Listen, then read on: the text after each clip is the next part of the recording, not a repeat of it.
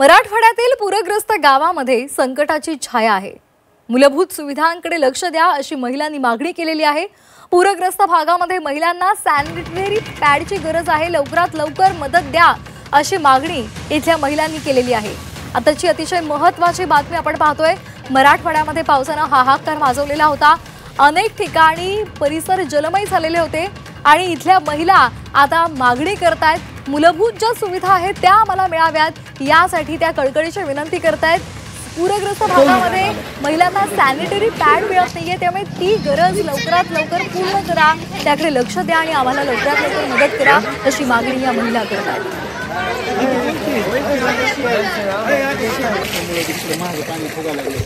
आम्ही करंजा गावातील महिला आहात। आमचे घर पुरामध्ये गेलेलं आहे। आमच्याकडे एकही कपडा घालण्यासाठी शिल्लक राहिलेला नाही। तो अशा काही वस्तू असतात की ते बोलता येत नाहीत किंवा सांगता येत नाहीत। काही किशोरवयीन मुली पाळी ही एक नैसर्गिक देण आहे। अशा बऱ्याच गोष्टी आहेत त्या आम्ही माणसांना पण सांगताना, अशा बऱ्याच महिला आहेत की ती माणसांसमोर बोलताना पण लाजतात। त्या गोष्टींची आम्हाला अत्यंत गरज आहे। 4 दिवस झाला आम्ही एकच कपड्यांवरती आहोत। किशोरवयीन मुली झालं किंवा बरेच पूरग्रस्त ठिकाणच्या महिला झालं, त्यांना आता लागणाऱ्या ज्या गोष्टी आहेत त्या गोष्टींची मागणी आम्ही सरकारकडे करत आहोत। आम्ही हातरायचं, पांघरायचं किंवा साडी पर्कल झाला असं कोणत्याही गोष्टी अशा आम्ही मागू शकतो, पण अशा बऱ्याच गोष्टी आहेत ते आम्ही सरकारसमोर मागताना पण आम्हाला लाज वाटते किंवा माणसांसमोर बोलताना पण लाज वाटते। त्या गोष्टींची आमची सरकारनं आम्हाला पोच करावी जिथे आमची विनंती आहे। ज्या ठिकाणी पूरग्रस्त भाग आहे तो त्या ठिकाणी पोचला पाहिजे, अशी कपडे पोचली पाहिजेत अशी आमची सरकारला विनंती आहे। ती आम्हाला पोचावी अशी आमची विनंती आहे।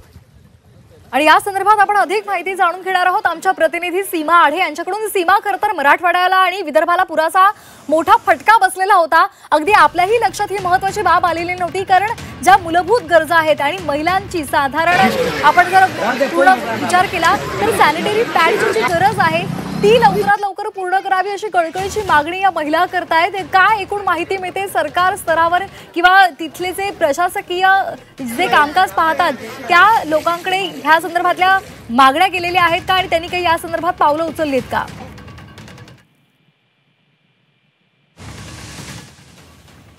किंवा माहिती म्हणावी लागेल। आतापर्यंत ज्या ज्या ठिकाणी लोकांना पुरामुळे फटका बसला त्या ठिकाणी उदरनिर्वाह करण्यासाठी आर्थिक मदत असेल किंवा मग रेशन असेल याचं वाटप केलं जाते, मात्र महिलांच्या मूलभूत गरजा ज्या आहेत त्याकडे कुठेतरी दुर्लक्ष होत होतं किंवा त्यांच्या मागण्या होत्या ज्या मागण्या इतरांसमोर त्या बोलू शकत नव्हत्या।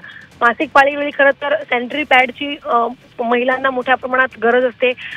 शाळेत जाणाऱ्या मुली सुद्धा आहेत, त्यामुळे सॅनिटरी पॅडची आम्हाला मदत हवी आहे अशी या महिलांची मागणी आहे। कारंजा गावातील महिलांची ही मागणी आहे। त्यांचं असं म्हणणं आहे की मागील 4 दिवसांपासून आम्ही फक्त एका जोडी कपड्यावरती आहोत आणि त्यामुळे मासिक पाळीवेळी आम्हाला या काही वस्तूंची गरज आहे, त्यामुळे तातडीची मदत शासनाकडनं किंवा इतर ज्या NGO आहेत त्यांच्या मार्फत आम्हाला मदत पुरवली पाहिजे अशी मागणी त्यांची आहे। काही महिलांशी झी24 तासने सुद्धा फोनद्वारे संवाद साधला, त्यांची काय समस्या आहे हे जाणून घेतलं। त्यांचं तेव्हा म्हणणं आहे की बाकीच्या गोष्टी सध्या आम्हाला पुरवल्या जात आहेत वेगवेगळ्या संस्थांकडनं किंवा मग शासनाकडनं, मात्र या ज्या मूलभूत गरजा आहेत त्या आम्हाला महिलांच्या गरजांकडे खरं तर आता लक्ष द्यायची गरज आहे। अगदी सीमा, या मूलभूत गरजांकडे या महिलांनी लक्ष वेधलेलं आहे।